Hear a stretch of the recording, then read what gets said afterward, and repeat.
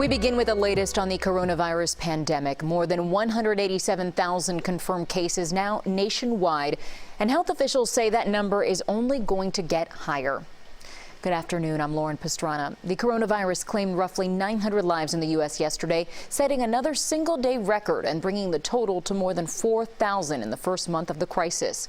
We'll have more on that in just a minute, but first, here are the latest numbers across Florida. There are nearly 7,000 cases statewide. Miami-Dade has the most with more than 2,200, and there are more than 1,200 in Broward County. There have been 87 deaths across the state. And the state of New York remains the epicenter with more than 76,000 confirmed cases. CBS 4's Naomi Ruckham is live in New York City with the latest. Naomi. Lauren, we had to go through coronavirus screening just to get this close to the U.S. Navy hospital ship Comfort. Both my photographer and myself, we had to have our temperatures checked. They asked us several questions about if we'd had any symptoms, and you can understand why. This ship could be a lifeline for New York City, and they certainly do not want any coronavirus on board.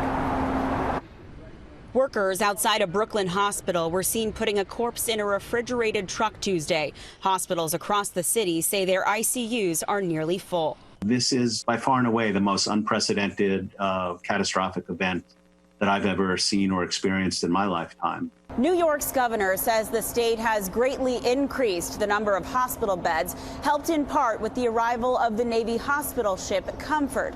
But he says given the rate of new cases, he needs almost twice as many beds as he has now. We're all in search of the apex and the other side of the mountain. Nearly 400 Boston healthcare workers have tested positive, including more than 100 at Brigham and Women's Hospital. By being healthcare workers, we're not actually able to do what's being recommended to the rest of the country, which is stay at home. Okay, I love you.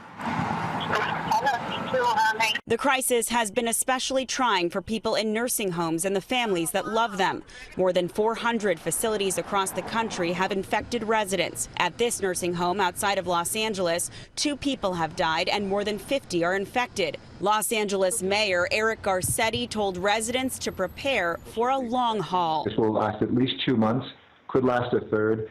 And remember, there's not just a light switch that goes on and life comes back to normal. The national social distancing guidelines extend through the end of April, but they are not enforceable. Cities, counties, and states set their own rules. CBS News medical contributor Dr. David Agus says this photo of a Florida beach from last weekend is case in point. One county closed the beach, the other did not. We can't have that. We are in this together. Your behavior affects your neighbor and vice versa. Florida and Texas are 2 of the biggest states where governors have not issued severe statewide restrictions on residents and businesses.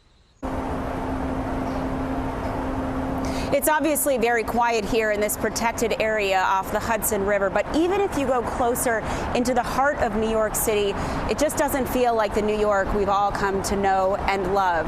It seems residents are listening to what the governor's asking for folks to stay home, and even those you do see walking out and about, they're usually wearing gloves and masks. Certainly a new normal here in New York and for the rest of the country. Lauren? Naomi, thank you for that live report.